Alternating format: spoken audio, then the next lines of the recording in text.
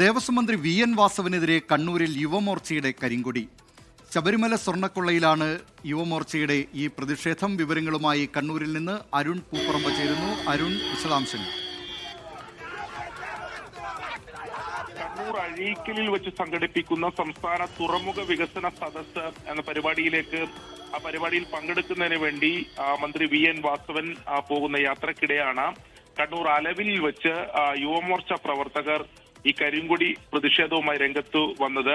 യുവമോർച്ചയുടെ ജില്ലാ നേതാക്കളുടെ നേതൃത്വത്തിലായിരുന്നു ആ കരിങ്കൊടി പ്രതിഷേധമുണ്ടായത്. ശബരിമല സ്വർണ്ണക്കൊള്ളയുമായി ബന്ധപ്പെട്ട് മന്ത്രി രാജിവെക്കണമെന്ന ആവശ്യം നേരത്തെ തന്നെ ബി.ജെ.പിയും യുവമോർച്ച ഉൾപ്പെടെ ഉന്നയിച്ചിരുന്നു. ഇതിന്റെ തുടർ പ്രതിഷേധത്തിന്റെ ഭാഗമായിട്ടാണ് ഈ കരിങ്കൊടി പ്രതിഷേധം ഉണ്ടായത്.